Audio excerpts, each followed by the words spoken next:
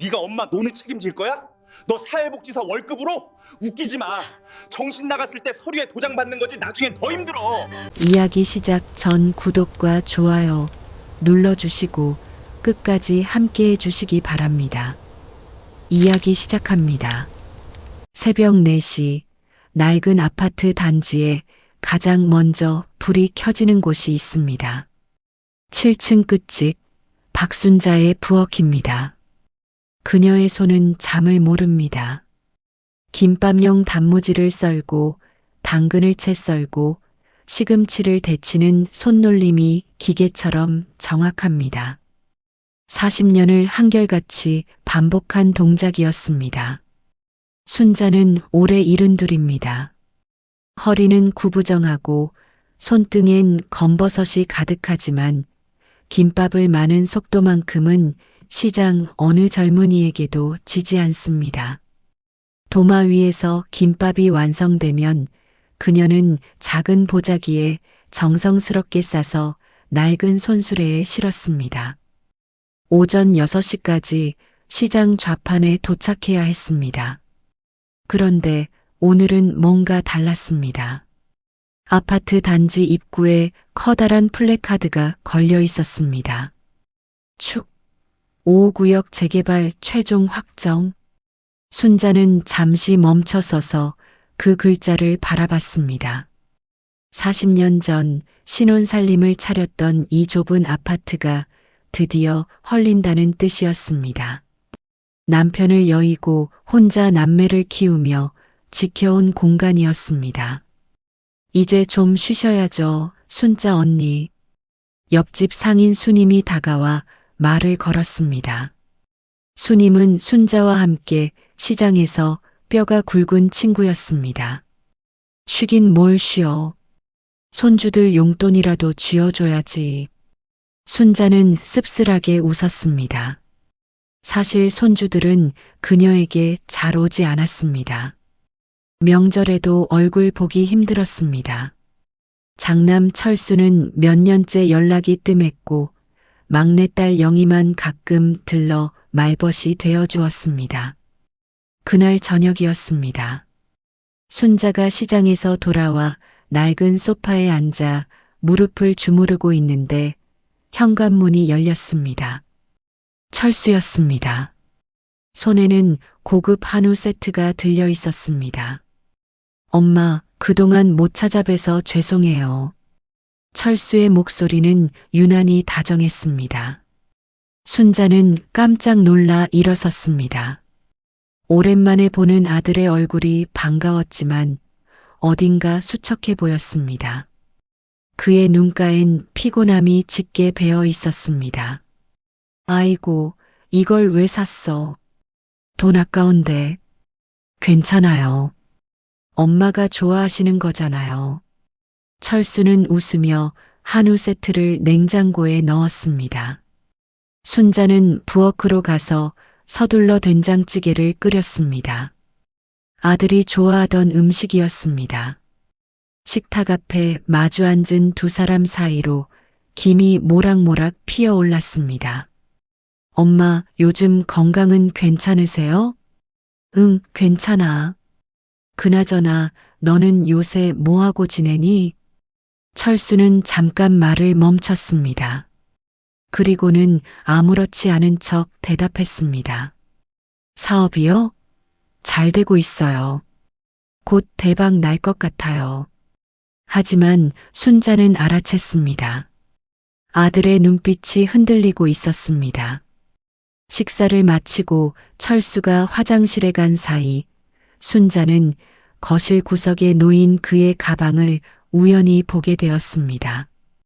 가방 지퍼가 반쯤 열려 있었고 그 안에서 붉은 봉투 하나가 삐져나와 있었습니다.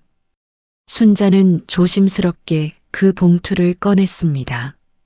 최후 통첩이라는 글자가 빨갛게 찍혀 있었습니다. 사채업자가 보낸 독촉장이었습니다. 금액란에는 5천만 원이라는 숫자가 적혀 있었습니다. 순자의 손이 떨렸습니다. 화장실 문이 열리는 소리에 순자는 황급히 봉투를 다시 가방에 넣었습니다. 철수가 나왔습니다. 순자는 아무 일 없다는 듯 싱크대에서 설거지를 했습니다. 하지만 그녀의 가슴 속엔 무언가 단단하게 응어리진 감정이 자리 잡았습니다. 엄마, 그런데 요즘 재개발 소식 들으셨죠? 철수가 조심스럽게 말을 꺼냈습니다. 응, 들었어. 플래카드 봤어. 그럼 집값이 많이 오를 텐데 혹시 계획 같은 거 있으세요? 순자는 설거지하던 손을 멈췄습니다. 뒤돌아보지 않은 채 대답했습니다. 계획? 그냥 여기서 사는 거지, 뭐. 철수는 더 이상 말을 잇지 못했습니다. 순자는 물기 묻은 손을 행주에 닦으며 아들을 바라봤습니다. 그의 얼굴엔 실망이 스쳐 지나갔습니다. 순자는 알 수 있었습니다. 아들이 왜 오늘 찾아왔는지를. 철수가 떠난 후 순자는 홀로 어두운 거실에 앉아 있었습니다. 창밖으로 재개발 플래카드가 희미하게 보였습니다. 그녀는 낡은 옷장 깊숙이 숨겨둔 가계부를 꺼냈습니다. 40년 동안 써온 얼룩투성이 공책이었습니다. 첫 페이지를 펼치자 철수 대학 등록금 마이너스 김밥 800줄이라는 글씨가 보였습니다. 순자는 그 글씨를 쓰다듬었습니다. 손끝에 닿는 종이가 차가웠습니다. 그날 밤 순자는 잠들지 못했습니다. 천장을 바라보며 오래 생각했습니다. 무엇을 해야 할지, 무엇을 볼 수 있을지. 새벽 4시가 되자 그녀는 다시 부엌으로 갔습니다. 김밥을 말기 시작했습니다. 하지만 이번엔 달랐습니다. 그녀의 얼굴엔 결심이 서려 있었습니다. 추석이 다가왔습니다. 순자는 며칠 전부터 명절 준비로 분주했습니다. 전을 부치고 나물을 무치고 탕을 끓였습니다. 손이 10개라도 모자랐습니다. 하지만 그녀는 멈추지 않았습니다. 자식들이 온다는 것만으로도 기뻤습니다. 추석 당일 오전 철수 가족이 먼저 도착했습니다. 철수와 그의 아내 미숙, 그리고 고등학생인 아들이었습니다. 미숙은 값비싼 핸드백을 들고 현관문을 들어섰습니다. 어머님, 안녕하세요. 미숙의 목소리는 공손했지만 눈빛은 차가웠습니다. 그녀는 재빨리 거실을 둘러봤습니다. 낡은 소파, 벗겨진 벽지, 오래된 가구들.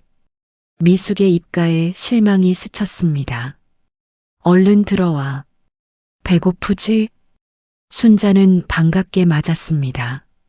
하지만 손주는 인사도 없이 핸드폰만 들여다봤습니다.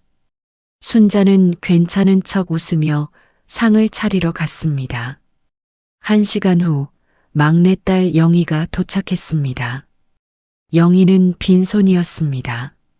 그녀의 옷은 낡았고 신발은 해졌습니다. 사회복지사로 일하는 영희는 늘 형편이 빠듯했습니다. 엄마, 나왔어. 어서 와, 딸. 많이 힘들었지? 순자는 영희를 와락 껴안았습니다. 영희만이 그녀를 진심으로 걱정하는 사람이었습니다. 철수는 그 모습을 보며 코웃음을 쳤습니다. 항상 빈손으로 오시네. 미숙이 작게 중얼거렸습니다. 영희는 그 말을 들었지만 참았습니다. 순자는 못 들은 척했습니다. 식사가 시작됐습니다.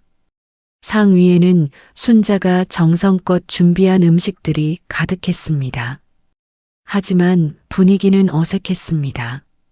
철수의 아들은 밥을 몇 숟가락 먹더니 다시 핸드폰을 꺼냈습니다. 재민아, 식사 중엔 핸드폰 그만. 순자가 조심스럽게 말했습니다. 하지만 재민은 대답도 없이 자리에서 일어나 방으로 들어가 버렸습니다. 순자는 당황했지만 철수 부부는 아무 말도 하지 않았습니다. 식사가 끝나고 차를 마시는 시간이었습니다. 철수가 커피 테이블 위에 팸플릿 하나를 꺼내 놓았습니다. 은빛마을 실버타운이라는 제목이 적혀 있었습니다. 엄마, 이거 한번 보세요. 철수의 목소리는 부드러웠습니다. 순자는 팸플릿을 집어들었습니다. 사진 속에는 깨끗한 건물과 웃고 있는 노인들이 보였습니다. 이게 뭐니? 요양시설이에요. 요즘 어르신들 많이 가세요. 미숙이 거들었습니다. 그녀의 표정은 친절했지만 목소리엔 재촉이 담겨 있었습니다. 엄마 건강이 걱정돼서요. 여기 공기도 좋고 24시간 간호사가 있어요. 철수가 말을 이었습니다. 순자는 팸플릿을 내려놓았습니다. 나는 여기가 좋아. 왜 나가야 하는데? 엄마, 이 집 너무 낡았잖아요. 겨울엔 춥고 여름엔 더워요. 그래도 내가 평생 산 집인데. 순자의 목소리가 떨렸습니다. 철수는 한숨을 쉬었습니다. 엄마, 재개발되면 어차피 나가셔야 해요. 그럼 이 집 처분하고 좋은 데 가시는 게 낫지 않을까요? 처분? 순자는 아들을 똑바로 바라봤습니다. 철수는 눈을 피했습니다. 그게 엄마 혼자 관리하시기 힘드실 것 같아서요. 제가 도와드릴게요. 영희가 끼어들었습니다. 오빠, 무슨 소리야? 엄마가 여기서 평생 사셨는데 왜 나가라고 해? 너는 가만히 있어. 어른들 얘기야. 철수가 쏘아붙였습니다. 영희는 얼굴이 붉어졌습니다. 어른? 오빠가 어른이면 어른답게 해. 엄마 재산 노리는 거 다 보여. 뭐? 지금 나보고 뭐라는 거야? 철수가 벌떡 일어섰습니다. 그의 목소리가 커졌습니다. 내가 엄마 노후 책임질 거야? 너 사회복지사 월급으로? 웃기지 마. 오빠는 빚 갚을 생각은 안 하고 엄마 집만 노리고. 순간 거실이 얼어붙었습니다. 철수의 얼굴이 하얗게 질렸습니다.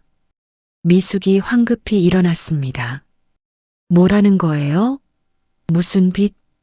형부가 사채 빚 있다는 거 몰랐어요? 영희가 냉정하게 말했습니다. 순자는 두 남매를 번갈아 봤습니다. 그녀의 가슴이 무너져 내렸습니다. 그만들 해라. 순자의 목소리는 작았습니다. 하지만 아무도 듣지 않았습니다. 5천만 원이라던데? 그래서 엄마 집이 필요한 거지? 닥쳐. 철수가 소리쳤습니다. 그는 주먹을 불끈 쥐었습니다. 미숙은 충격을 받은 얼굴로 남편을 쳐다봤습니다. 당신, 그게 사실이에요? 아니야. 영희가 지어낸 거야. 철수는 부인했지만 그의 목소리는 떨렸습니다. 순자는 천천히 자리에서 일어났습니다. 다들 그만하고 집에 가. 순자가 말했습니다. 그녀의 목소리는 힘이 없었습니다. 영희가 어머니의 손을 잡았습니다. 엄마, 괜찮아? 괜찮아. 그냥 피곤해. 철수 부부는 서둘러 짐을 챙겼습니다. 미숙은 화난 얼굴로 남편을 끌고 나갔습니다. 현관문이 쾅 닫혔습니다. 거실에는 순자와 영희만 남았습니다. 엄마, 미안해. 내가 너무했지? 아니야. 넌 잘못 없어. 순자는 영희의 머리를 쓰다듬었습니다. 하지만 그녀의 눈빛은 공허했습니다. 영희도 곧 떠났습니다. 순자는 홀로 거실에 남았습니다. 밤이 깊었습니다. 순자는 텅 빈 상 위에 남은 음식들을 바라봤습니다. 식은 전, 굳은 탕, 시든 나물. 아무도 제대로 먹지 않은 음식들이었습니다. 순자는 부엌으로 가서 냉장고를 열었습니다. 철수가 가져온 한우 세트가 그대로 있었습니다. 그녀는 그것을 꺼내 쓰레기 봉투에 넣었습니다. 더 이상 보고 싶지 않았습니다. 거실로 돌아온 순자는 소파에 앉았습니다. 그녀는 오래 생각했습니다. 자식들의 얼굴이 떠올랐습니다. 철수의 거짓된 미소, 미숙의 차가운 눈빛, 영희의 눈물. 모든 것이 뒤섞였습니다. 순자는 옷장에서 다시 가계부를 꺼냈습니다. 마지막 페이지를 펼쳤습니다. 그리고는 펜을 들었습니다. 떨리는 손으로 한 줄을 적었습니다. 추석. 아무도 나를 보지 않았다. 순자는 가계부를 덮었습니다. 그녀는 창밖을 바라봤습니다. 밤하늘엔 보름달이 떠 있었습니다. 아름다웠지만 외로웠습니다. 순자는 결심했습니다.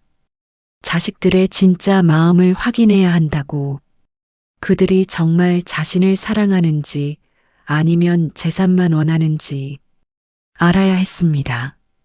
그녀는 친구 수님에게 전화를 걸었습니다. 여보세요, 수님아. 나 좀 도와줄 수 있어? 순자의 목소리는 단호했습니다. 무언가 큰일을 저지를 사람의 목소리였습니다. 사흘이 지났습니다. 순자는 수님과 함께 작은 찻집에 앉아 있었습니다. 창밖으로 가을비가 내렸습니다. 두 노인은 오래 침묵했습니다. 정말 그럴 거야? 수님이 먼저 입을 열었습니다. 그녀의 목소리엔 걱정이 묻어났습니다. 응, 다른 방법이 없어. 순자가 대답했습니다. 그녀는 찻잔을 들었다 내려놓았습니다. 손이 떨렸습니다. 위험해. 자칫하면 진짜 요양원 갈 수도 있어. 알아. 그래도 해야 해. 내가 죽고 나면 더 늦어. 순자의 눈빛은 흔들리지 않았습니다. 수님은 한숨을 쉬었습니다. 알았어. 내가 도울게. 이틀 후였습니다. 철수에게 전화가 걸려왔습니다. 전화를 건 사람은 수님이었습니다. 여보세요, 철수 씨? 저 수님이에요. 시장에서. 아, 네. 무슨 일이세요? 어머님이. 좀 이상해요. 오늘 시장에 오셨는데 저를 못 알아보시더라고요. 철수는 잠시 말이 없었습니다. 그게 무슨 말씀이세요? 김밥을 말다가 갑자기 멍해지시고 자꾸 엉뚱한 말씀을 하세요. 혹시 치매 아닐까요? 전화기 너머로 철수가 숨을 들이쉬는 소리가 들렸습니다. 지금 어디 계세요? 집에 모셔다 드렸어요. 혼자 계시긴 한데. 알겠습니다. 제가 바로 갈게요. 전화가 끊겼습니다. 수님은 순자에게 고개를 끄덕였습니다. 순자는 깊게 숨을 들이쉬었습니다. 이제 시작이었습니다. 1시간 후 철수가 집에 도착했습니다. 그는 헐레벌떡 현관문을 열었습니다. 엄마. 거실에 순자가 앉아 있었습니다. 그녀는 벽을 바라보고 있었습니다. 아무 반응이 없었습니다. 엄마, 나 철수야. 철수가 다가갔습니다. 순자는 천천히 고개를 돌렸습니다. 그녀의 눈빛은 흐릿했습니다. 누구세요? 순자가 물었습니다. 철수는 당황했습니다. 엄마, 나야. 아들 철수. 철수? 우리 철수는 대학생인데. 순자는 허공을 바라보며 중얼거렸습니다. 철수는 어머니의 얼굴을 들여다봤습니다. 순자는 그의 눈을 피했습니다. 엄마, 괜찮아? 철수가 어머니의 손을 잡았습니다. 순자는 손을 빼냈습니다. 손 대지 마세요. 모르는 사람인데. 철수는 뒤로 물러섰습니다. 그의 얼굴에 당혹감이 스쳤습니다. 하지만 곧 다른 표정으로 바뀌었습니다. 계산하는 눈빛이었습니다. 철수는 미숙에게 전화를 걸었습니다. 베란다로 나가 작은 목소리로 말했습니다. 여보, 엄마가 치매 온 것 같아. 정말? 확실해? 응. 나를 못 알아봐. 말도 횡설수설하고. 전화기 너머로 잠시 침묵이 흘렀습니다. 그럼 지금이 기회 아니야? 미숙의 목소리가 낮게 들렸습니다. 무슨 말이야? 정신 나갔을 때 서류에 도장 받는 거지. 나중엔 더 힘들어. 철수는 입술을 깨물었습니다. 양심이 찔렸지만 사체 독촉장이 떠올랐습니다. 다음 주가 마지막 기한이었습니다. 알았어. 내가 알아볼게. 전화를 끊고 돌아온 철수는 어머니 앞에 앉았습니다. 순자는 여전히 멍하니 벽을 바라보고 있었습니다. 엄마, 배고프지 않아? 철수가 부드럽게 물었습니다. 순자는 대답하지 않았습니다. 철수는 냉장고를 열었습니다. 김치찌개를 끓이기 시작했습니다. 저녁 식사 시간이었습니다. 철수는 어머니 앞에 밥상을 차렸습니다. 순자는 숟가락을 들었다 놓았다를 반복했습니다. 엄마, 밥 먹어. 순자는 갑자기 숟가락을 바닥에 떨어뜨렸습니다. 그리고는 탁자 위에 반찬을 손으로 집어먹기 시작했습니다. 철수는 그 모습을 멍하니 바라봤습니다. 그날 밤 철수는 어머니 방에서 잠을 청했습니다. 하지만 잠이 오지 않았습니다. 거실에서 이상한 소리가 들렸습니다. 일어나 보니 순자가 벽에 연필로 낙서를 하고 있었습니다. 엄마, 뭐해? 순자는 돌아보지 않았습니다. 계속 벽에 선을 그었습니다. 의미 없는 선들이었습니다. 철수는 어머니의 손을 붙잡았습니다. 그만해, 엄마. 나요. 그림 그리는 중이에요.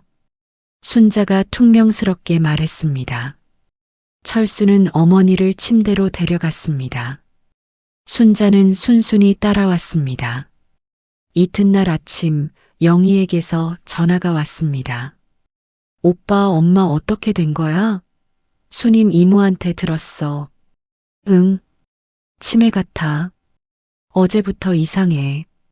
진짜? 오빠 혼자 감당할 수 있어? 모르겠어. 병원에 데려가 봐야 할 것 같은데. 나 지금 갈게. 잠깐만 기다려.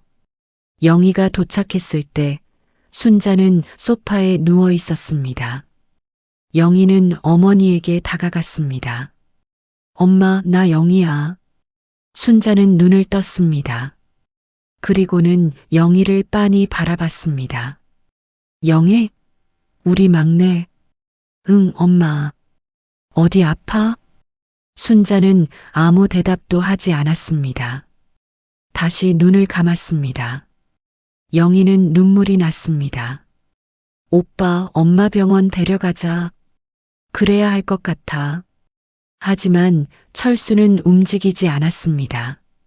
그는 어머니의 방을 둘러봤습니다. 어딘가에 집문서가 있을 것이었습니다. 오빠, 뭐해? 아, 아무것도 아니야. 철수는 황급히 대답했습니다. 영희는 오빠를 의심스럽게 바라봤습니다. 그날 오후 영희가 잠깐 마트에 간 사이였습니다. 철수는 어머니 방을 뒤지기 시작했습니다. 옷장, 서랍, 침대 밑. 그는 숨차게 찾았습니다. 마침내 낡은 옷장 깊숙한 곳에서 봉투 하나를 발견했습니다. 집문서였습니다. 철수는 그것을 꺼내 들었습니다. 손이 떨렸습니다. 뭐 하는 거야? 뒤에서 목소리가 들렸습니다. 영이었습니다. 그녀는 문 앞에 서서 오빠를 노려봤습니다. 이게 설명할게. 설명? 엄마가 아프신데 집문서나 찾고 있었어? 영희의 목소리가 떨렸습니다. 철수는 아무 말도 못했습니다. 오빠, 정말 실망이야. 영희는 돌아서서 나갔습니다. 현관문이 쾅 닫혔습니다. 철수는 집문서를 내려다봤습니다. 그의 얼굴은 창백했습니다. 거실에서 순자가 일어나 앉았습니다. 그녀는 방문 틈으로 아들을 바라봤습니다. 철수는 집문서를 들고 멍하니 서 있었습니다. 순자는 조용히 소파에 다시 누웠습니다. 그날 밤 순자는 혼자 남았습니다. 철수도 집으로 돌아갔습니다. 순자는 천천히 일어나 옷장에서 녹음기를 꺼냈습니다. 며칠 전 거실 구석에 몰래 설치해둔 것이었습니다. 재생 버튼을 눌렀습니다. 철수와 미숙의 대화가 흘러나왔습니다. 정신 나갔을 때 서류에 도장 받는 거지. 집 팔고 나면 요양원에 보내면 돼. 엄마는 모를 거야. 치매인데 뭘 알겠어. 순자는 녹음기를 껐습니다. 그녀는 오래 그 자리에 앉아 있었습니다. 눈물이 나지 않았습니다. 화도 나지 않았습니다. 그저 텅 빈 기분이었습니다. 순자는 창밖을 바라봤습니다. 밤하늘에 별이 보였습니다. 그녀는 가계부를 꺼냈습니다. 마지막 페이지에 한 줄을 적었습니다. 오늘 내 아들은 나를 버렸다. 순자는 가계부를 덮었습니다. 하지만 그녀는 포기하지 않았습니다. 오히려 더 단단해졌습니다. 아직 끝나지 않았습니다. 이제 진짜 싸움이 시작되는 것이었습니다. 순자는 전화기를 들었습니다. 변호사 사무실 번호를 찾았습니다. 내일 아침 가장 먼저 할 일이 생겼습니다. 일주일이 흘렀습니다. 순자는 더 이상 치매 연기를 하지 않았습니다.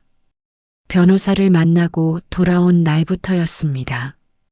그녀는 평소처럼 김밥을 말고 시장에 나갔습니다. 철수에게는 아무 연락도 하지 않았습니다. 철수는 매일 어머니 집 앞을 서성였습니다. 용기가 나지 않았습니다. 집문서를 뒤진 날 영희의 실망한 얼굴이 자꾸 떠올랐습니다. 그는 결국 초인종을 눌렀습니다. 누구세요? 인터폰 너머로 순자의 목소리가 들렸습니다. 멀쩡한 목소리였습니다. 엄마, 나 철수야. 잠시 침묵이 흘렀습니다. 문이 열렸습니다. 순자는 현관에 서 있었습니다. 그녀의 눈빛은 차가웠습니다. 무슨 일이야? 엄마, 괜찮아? 철수는 조심스럽게 물었습니다. 순자는 대답 대신 안으로 들어갔습니다. 철수는 따라 들어갔습니다. 거실에는 낡은 가계부가 탁자 위에 놓여 있었습니다. 철수는 그것을 보고 멈춰 섰습니다. 앉아. 순자가 말했습니다. 철수는 소파에 앉았습니다. 순자는 가계부를 그의 앞에 밀었습니다. 읽어봐. 철수는 가계부를 집어들었습니다. 첫 페이지를 펼쳤습니다. 거기엔 빼곡한 글씨가 적혀 있었습니다. 1985년 3월 철수 초등학교 입학. 책가방 김밥 50줄. 철수는 다음 페이지를 넘겼습니다. 1990년 6월 철수 중학교 수학여행비 김밥 120줄. 그의 손이 떨렸습니다. 페이지를 넘길 때마다 자신의 이름이 나왔습니다. 1995년 3월 철수 대학 등록금 김밥 800줄. 1998년 12월 철수 결혼 자금 김밥 1,500줄. 2005년 9월 손주 재민이 돌 반지 김밥 200줄. 철수는 가계부를 내려놓지 못했습니다. 페이지마다 어머니의 손때가 묻어 있었습니다. 모서리는 해지고 종이는 누렇게 변했습니다. 마지막 페이지에 도달했습니다. 거기엔 최근 날짜가 적혀 있었습니다. 2024년 추석. 철수가 말했다. 엄마 노후 책임질 거냐? 그날 나는 아들을 잃었다. 철수는 가계부를 덮었습니다. 그의 눈가가 붉어졌습니다. 엄마, 이게 내 인생이야. 순자가 조용히 말했습니다. 40년 동안 시장 좌판에 앉아서 김밥 한 줄 한 줄 팔았어. 손이 얼어도 배가 고파도 아파도 너희들 뒷바라지 하려고. 철수는 고개를 숙였습니다. 너는 이게 대수냐고 물을지 모르겠다. 그냥 부모 노릇한 거라고. 순자의 목소리가 떨렸습니다. 하지만 나한테는 전부였어. 내 청춘도 건강도 꿈도 다 여기 있어. 철수는 입을 열었다 닫았습니다. 아무 말도 나오지 않았습니다. 그때 초인종이 울렸습니다. 영이었습니다. 그녀는 들어서자마자 오빠를 보고 굳었습니다. 왜 왔어? 영희의 목소리는 차가웠습니다. 영희야, 오빠한테 할 말 없어. 영희는 어머니에게만 말을 걸었습니다. 엄마, 괜찮아? 응, 괜찮아. 순자는 딸의 손을 잡았습니다. 영희는 탁자 위에 가계부를 봤습니다. 이게 뭐예요? 엄마가 평생 쓰신 가계부야. 철수가 작은 목소리로 말했습니다. 영희는 가계부를 펼쳤습니다. 그녀도 자신의 이름을 찾았습니다. 1992년 10월 영희 피아노 학원비 김밥 80줄. 2000년 3월 영희 대학 입학금 김밥 600줄. 영희의 눈에서 눈물이 흘렀습니다. 엄마, 이걸 언제 다 기억하고 싶었어? 너희가 잘하는 거. 순자가 말했습니다. 영희는 어머니를 껴안았습니다. 순자는 딸의 등을 토닥였습니다. 철수는 그 모습을 바라봤습니다. 그는 천천히 일어섰습니다. 엄마, 죄송해요. 그의 목소리가 갈라졌습니다. 제가 정말 잘못했어요. 변명의 여지가 없어요. 순자는 아들을 바라봤습니다. 철수는 무릎을 꿇었습니다. 용서해 주세요. 제가 엄마를 돈으로만 봤어요. 빚 때문에 미쳐 있었어요. 일어나. 순자가 말했습니다. 하지만 철수는 움직이지 않았습니다. 엄마가 치매인 줄 알고 집문서 찾고 저는 사람도 아니에요. 일어나라고. 순자의 목소리가 커졌습니다. 철수는 천천히 일어섰습니다. 순자는 아들을 똑바로 바라봤습니다. 내가 잘못한 건 맞아. 하지만 엄마도 잘못했어. 엄마가 무슨 잘못을. 너를 너무 믿었어. 내가 변할 수 있다고 생각했어. 순자는 한숨을 쉬었습니다. 이제 알았어. 사람은 쉽게 안 변해. 특히 돈 앞에서는. 철수는 아무 말도 못했습니다. 순자는 서랍에서 봉투 하나를 꺼냈습니다. 이게 뭐예요? 재개발 보상금 일부야. 이미 나왔어. 순자는 봉투를 철수에게 내밀었습니다. 빚 갚아. 그리고 다시는 내 앞에 나타나지 마. 철수는 봉투를 받지 않았습니다. 엄마, 저는 받아. 순자의 목소리는 단호했습니다. 철수는 떨리는 손으로 봉투를 받았습니다. 이게 마지막이야. 이제부터 내 인생은 내가 책임져. 철수는 눈물을 흘렸습니다. 순자는 돌아섰습니다. 철수는 한참을 서 있었습니다. 그리고는 천천히 현관으로 걸어갔습니다. 문을 열기 전에 뒤를 돌아봤습니다. 엄마, 정말 죄송합니다. 순자는 대답하지 않았습니다. 철수는 문을 닫고 나갔습니다. 거실에는 순자와 영희만 남았습니다. 영희는 어머니 옆에 앉았습니다. 엄마, 괜찮아? 응, 괜찮아. 순자는 창밖을 바라봤습니다. 햇살이 들어왔습니다. 엄마, 미안해. 내가 더 잘해줄걸. 너는 잘했어. 충분히. 순자는 딸의 손을 잡았습니다. 영희야, 엄마가 너한테 줄 게 있어. 뭔데? 순자는 다른 서랍을 열었습니다. 서류 한 장을 꺼냈습니다. 이 집, 내 명의로 했어. 영희는 깜짝 놀랐습니다. 엄마, 이게 무슨...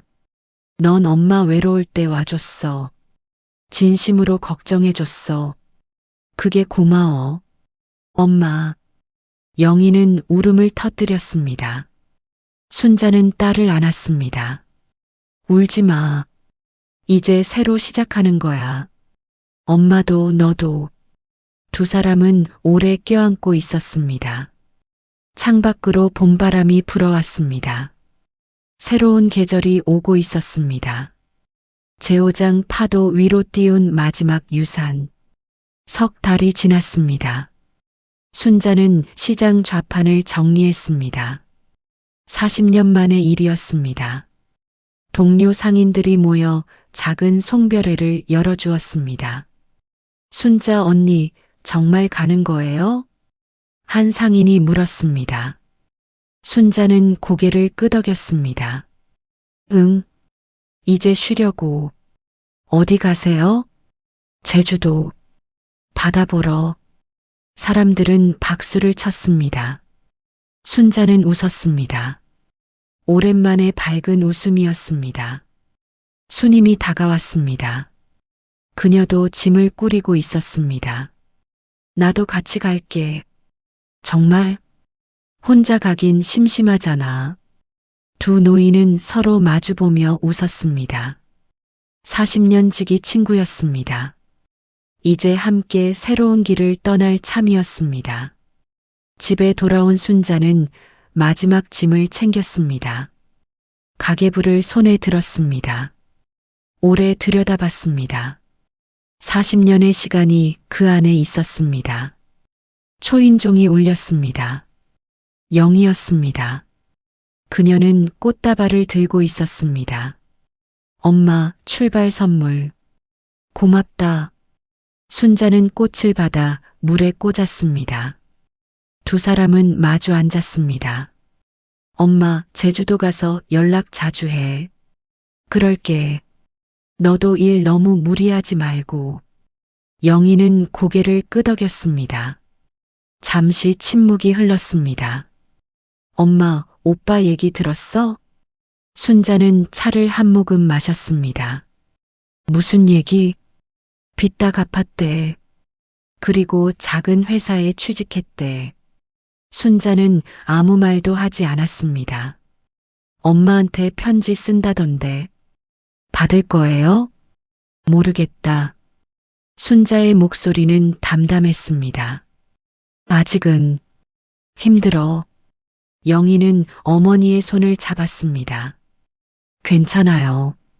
엄마가 결정하는 거니까. 순자는 딸을 바라봤습니다. 영희는 많이 성숙해져 있었습니다. 너 요새 표정이 밝아졌다. 응.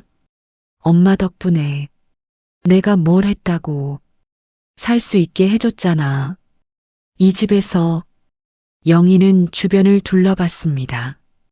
낡았지만 따뜻한 공간이었습니다. 여기서 새로 시작할 거예요. 천천히. 순자는 웃었습니다. 딸이 자랑스러웠습니다. 다음 날 아침이었습니다. 순자는 제주행 비행기에 올랐습니다. 순임이 옆자리에 앉았습니다. 비행기가 이륙했습니다. 서울이 점점 작아졌습니다. 후련해? 순임이 물었습니다. 응, 좀. 순자는 창밖을 바라봤습니다. 구름 사이로 햇살이 비쳤습니다. 제주공항에 도착했습니다. 따뜻한 바람이 불었습니다.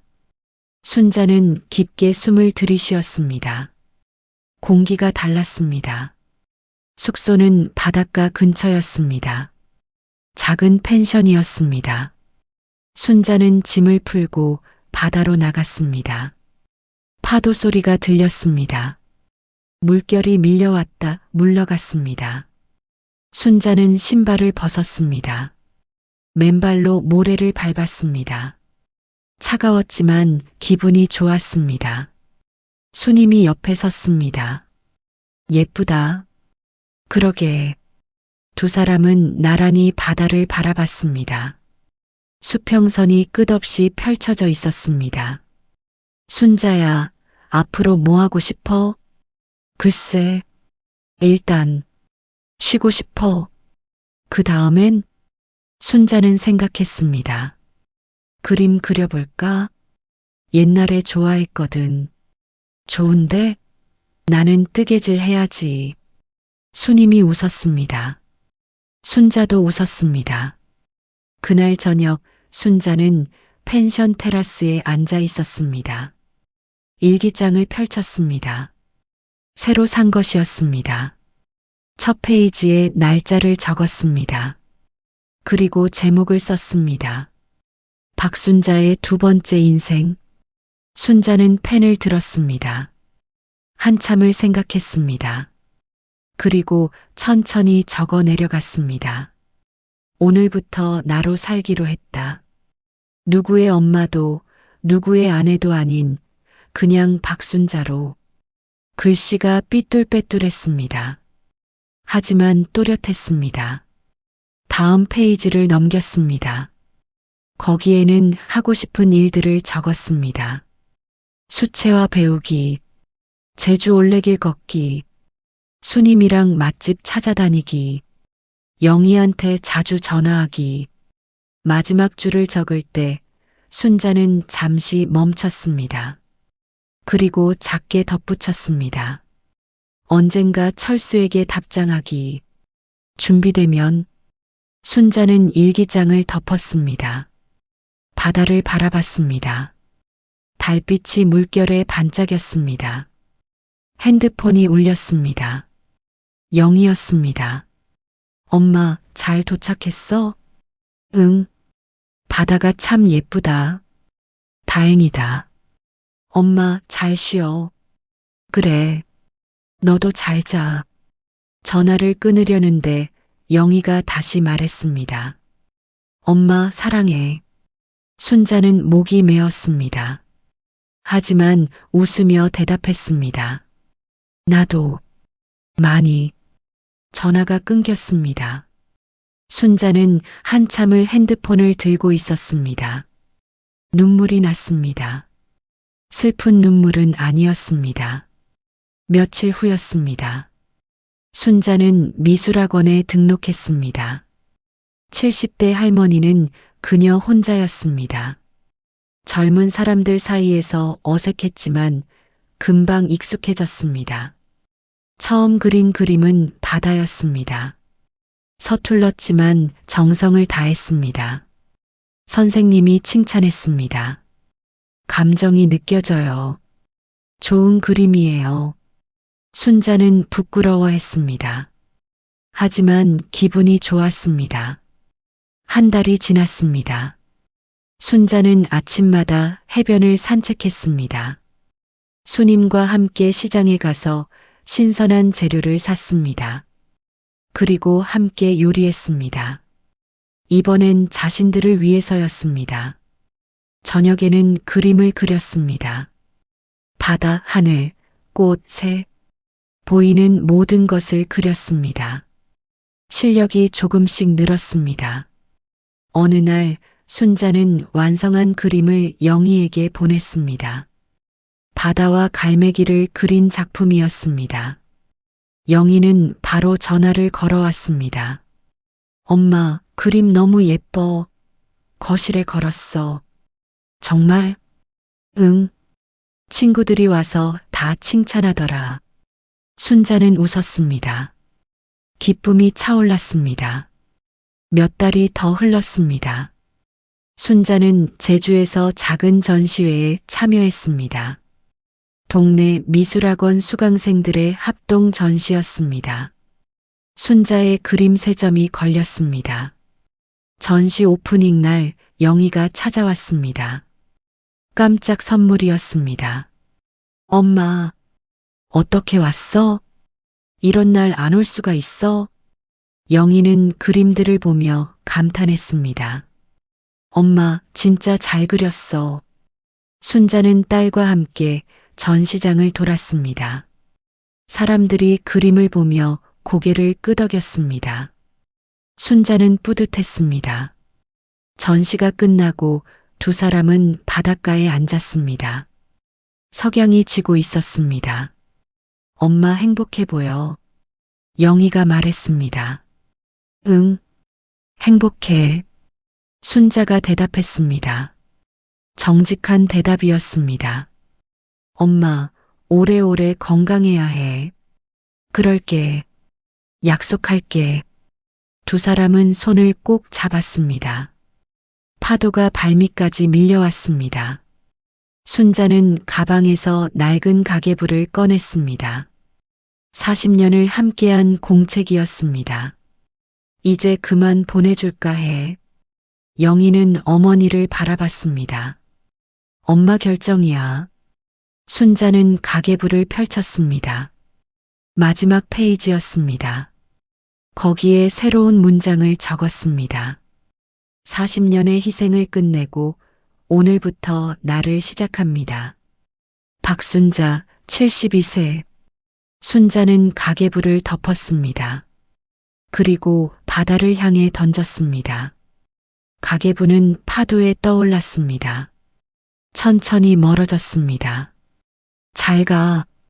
순자가 속삭였습니다. 영희는 어머니의 어깨에 머리를 기댔습니다. 해가 완전히 졌습니다. 별이 하나둘 떠올랐습니다. 순자는 하늘을 올려다봤습니다. 별들이 반짝였습니다. 예쁘다. 응, 정말 예뻐. 두 사람은 한참을 그렇게 앉아 있었습니다. 아무 말도 하지 않았습니다. 그럴 필요가 없었습니다. 순자는 생각했습니다. 인생이 다시 시작된다는 것을, 72세의 나이에도 아직 늦지 않았다는 것을.